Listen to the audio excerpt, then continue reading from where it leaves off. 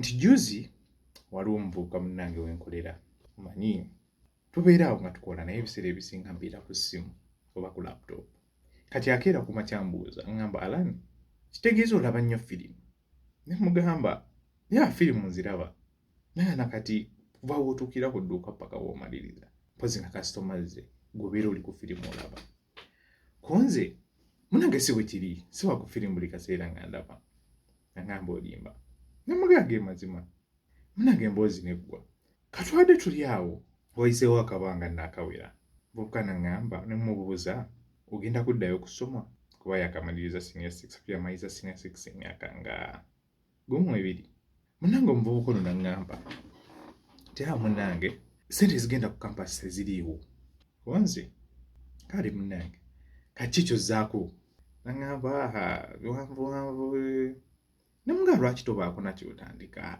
kuba tukkirize tugaane eno embeera gye tuli mu kukoleramu buli kaseera emirimu gikyuka oba kitegeera nti leero oyinza oba osobola okufuna omutwalo gwa buli lunaku nawayitawo wiiki emu oba omwezi gumu oba omwaka gumu noba nga tokyasobola kufuna kasente ako nga gwe wokasuubira okiraba so naŋŋamba ekintu kimu yaŋŋambye munange alanaani yagadde naye siina kapito mbakuba alani oli omukadde gwe nsuubira gwe mmanyi nange era yansa gye naani wadde naye olw'okuba nti omulamu omukulu guli nti ngezaako okuyamba abantu abalinga nze naddala abavudde emabega nga tetuli mu mbeera nnungi ogezaako okwetereza namugamba ekintu kino namubuuziza ekibuuzo ne mugamba gwolowooza kapito yamala byonna ko ye tyate mba siina kapito ngenda kwetaaga ki kati era kano ka vidiyo bw'oba oli eyo nga gwolowooza okutandikawo ekintu kyonna kye weetaaze kigenda kwetaagisa okuba ne kapito nsabuukawo obudde kuba kakulu nnyo era kagamba bwe kati okutandika okukola ssente tekikwetaagisa kuba na kapito naddala kapito w'ebyensimbi ayinza oba kapito omulala naye kapito w'ebyensimbi naddala ng'oli muvubuka tewali akumanyi tewali kyokola tewali abula ovudde ove mu ssomero oyagala tutandikawo ekintu kinaakuweesa nsimbi tewetaaga kapito tewetaaga ssente ng'otandika kuba bintunuulira example ya munnange ayina essimu bano abatunda wifi b'omu Kampala bajja ne bamuwaka wifi buli lunaku ak'olukumi kitegeeza ayina access ku internet kitimba era ayina n'essimu esobola omutuukiriza ku kitimba tugende maaso n'akaboozi ka munnange kakati olunaku lwajjo ku lunaku olwo lwennyini tugenda okukomekereza emboozi nga mugambye oyina essimu era oyina ne internet lwaki tutandikawo bizinensi nga zino wammanga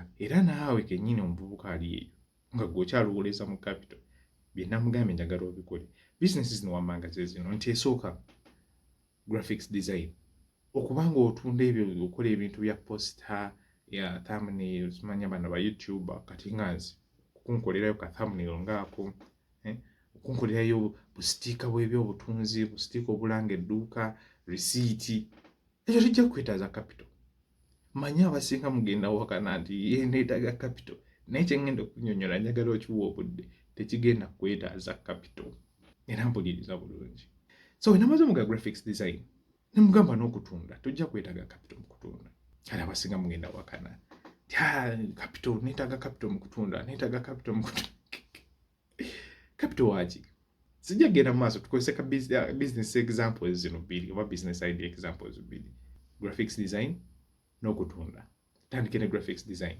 katugoye naalowooza nti weetaaga kapito naye ng'olina essimu kundabira era ng'olina ne access ku kitimba kuba toyinza kundaba nga toli ku internet tiktok siya bwereere yabwereere naye weetaaga internet kati namugamba kino okimanyi waliwo application ezimu z'osobola okukozesa n'odesigninga bu graphics nga tezisasulwa kati abamu era mujja kuwakana naye tukkirize tugaane kyekyo ekituufu olw'okuba nga gwe tozimanyi tekitegeeza mbu teziriiyo totegeregeza application esooka Canva eyokubiri Adobe Express eyokusatu GIMP sijja kugenda mu nnyingi nkwaddeko 3 naye tusooka tugendeku esinga obukulu oba gye nsuubira yandibadde ennyangu okusinga ye Canva kuba erina emitendera ebiri waliwo gy'okozesa n'osasulira nabaawo n'egyokozesa ey'obwereere ky'osobola okukola omuntu kyakoze ng'agisasulidde kyenkana bw'oba okuguse mu yo osobola ogikola nga tolina ky'osasudde na kimu. Era emirundi 10 ku 5 emirundi 10 oba 99 ku 100 by'ogenda okukola tojja kwetaaga na version eri yakusasulira. Tutegeerekeze ky'oyetaaga essimu yo ne internet ng'otandika okukola tujja kudda waawo eyo idea okubeere mu mutwe. Eyokubiri kwe kutunda. Kati gw'obadde ng'oli eyo wakana nti neetaaga capital okutunda kati byenaatunda nabijjawa. Obadde okimanyi nti singa oba oyina enkolagana ennungi wakati wo n'abantu abalina ekyo ky'oyagala okutunda osobola okukola kiralo. Kankuwa ekyokulabirako. Wenkolera mu kibuga waliwo ebayita abayiribi. Kyemumanyi ekigambo kino eky'obuyiribi si kipya. Kati njagala mbuli omuyiribi ayina capital ina gw'ateekamu. Pozi nga ngamba nti okudduka emisinde gyafuuka capital.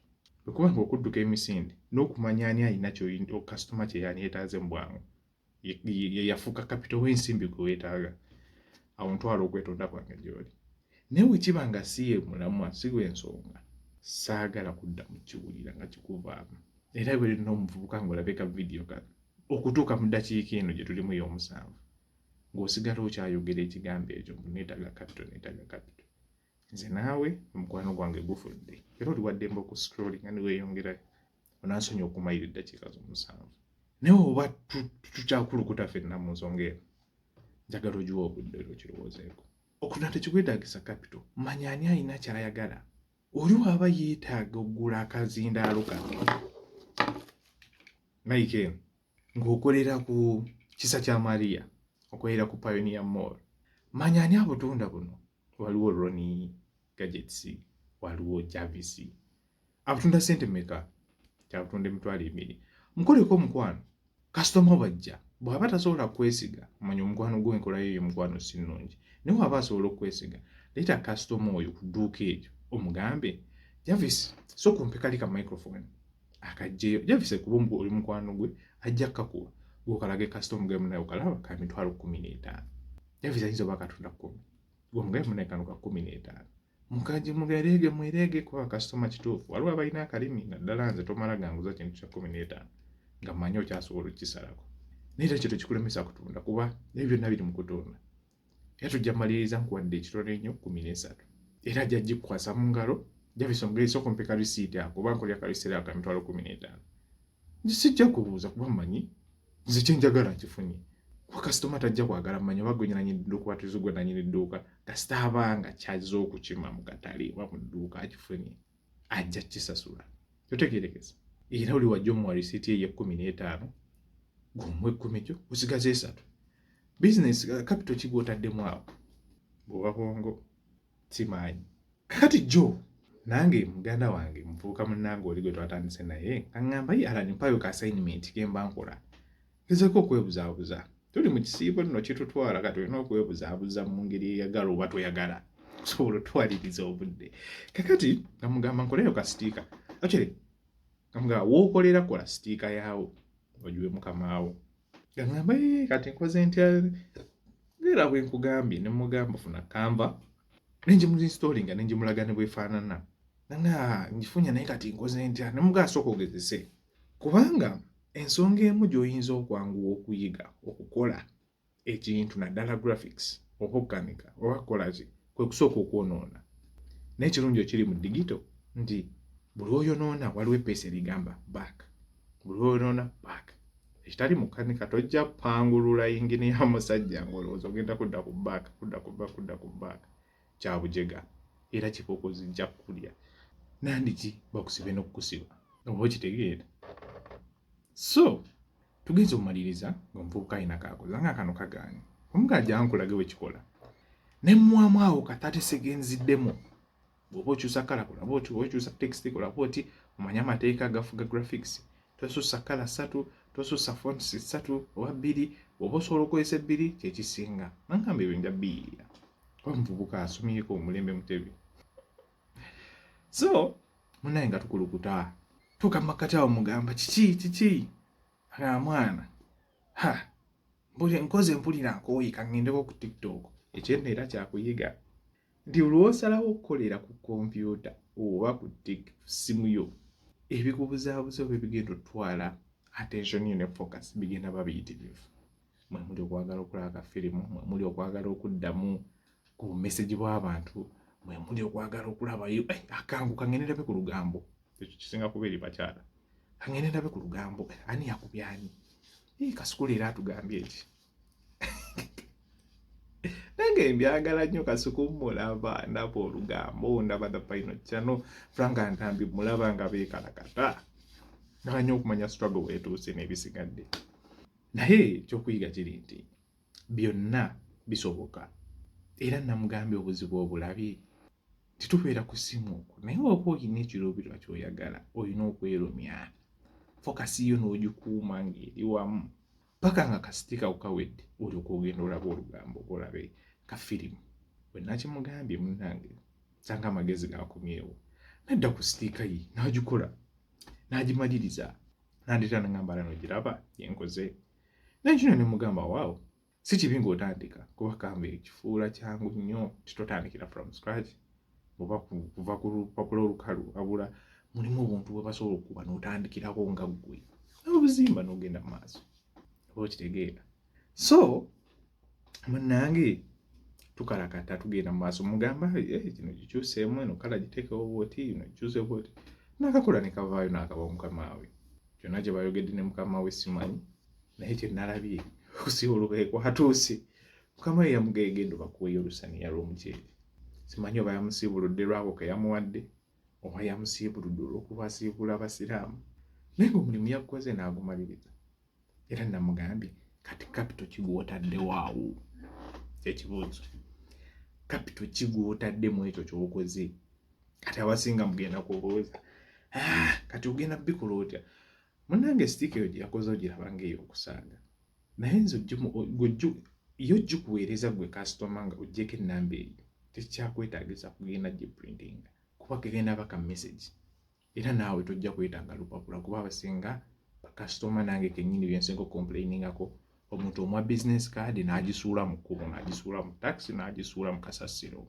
Naye kati wemangooleza digital sticker ng'eyo. Ogenda gisuula ddi mu kasasiro. Mpozi ogiteeka mu simu n'ogirabira kuba ebyo bya bulijjo. Tukwataganye. Kaakati munnange yabadde emboozi yange n'omuvubuka oyo. Era nga nsuubira gwe n'omuvubuka badde complaining olwa capital biki. Ofunye ekyokuyiga teweetaaga capital mu ngeri ya nsimbi. Weetaaga kuba mujagujagu na muyiiya okusobola okukola akasente. Era namugambye nti ekyo bw'onaaba omaze okkimasitaringa ojja kujjanga obuulire engeri gy'oyinza okwanguya mu process. Osobola okukola ebintu nga biwera na ngeri ki gy'oyinza obitunda. Kuba okikola kyanjawulo n'okkiguza omuntu kyanjawulo. Era bw'oba oyagadde nawe okumanya engeri eddako ojja kuntegeeza mu comment. Ka video kawanvu. Manyi batono temujja kalaba mujja laba ku budakiika obusooka seconds ezisooka mu kasuule. Nze nja kalekayo. Abali babaagala osanga ne ba referencingira akatambi kano. Tukwataganye. So munnange teweetaaga nsimbi kutandika. Weetaaga kuba very smart. Weetaaga bwongo bwogi okutandika okukola akasente. Era obeera eyo ng'ogamba sente zibuze. Munnange kisaawe olowoozeemu ku ebyo bye nkugambye. Business ideas impetitive. Sijja zimalayo olw'obudde. Naye oba owuli okyazeetaaga oba ng'oyagala okufuna akapapula akasengeke akazooleko obulungi ng'olondeko gy'oyagala. Ntegeeza wandiika business idea mu comment. Nja zikuweereza. Si mu bubi nja zikuweereza ku bwereere. Kubeera n'onagamba nti teekamu email yo ngikuweereza. Abasinga temusoma email. Pozi ekyanobadde kyankugamba nti teekamu ennamba eya WhatsApp. Kakyonna ky'oyagala era teekawo ennamba yo. Oba toyagala teekawo nnamba yo. Pandikira business idea. Nze nja kukutuukirira. Funa engeri gye nzikuweerezaamu either ku WhatsApp oba message oba online. Online kyonna kyonna tukaanyizaako bwe mba nkuteera. Si mukkaanya ku nsimbi wabula engeri gy'ozifunamu. So munnange eyo idea. Nti obuvidiyo buno ngenda kukola bungi. Naddala ebiri by'okutandika kuba bwe buzibu tusinga oba nabo nga ffe abavubuka. Kizibu kye nsinza oba nakyo nga nze omuvubuka. So saaniyagadde naawe kikutuulemu nga bwe kyantuulamu paka bwe ntuusa okimanyi. So n'olw'ensonga eyo munnange nkwagaliza olunaku olulungi kuba leero Lwakuna essaawa ziri 12 n'eddakiika 5 mwemu. Kwagaliza olunaku olungi abasiraamu, okusiiba okulungi, abagenda kola okulungi, oba ogirabe mbudde bwonna obutali buno bwa kumakya. Kwagaliza olunaku olulungi n'okutuukiriza bye nkugambye oba okulowooza ku bye nkugambyeko mu kavidiyo kano. Tusinkane mu kavidiyo akaddako oba mu ka episode akaddako.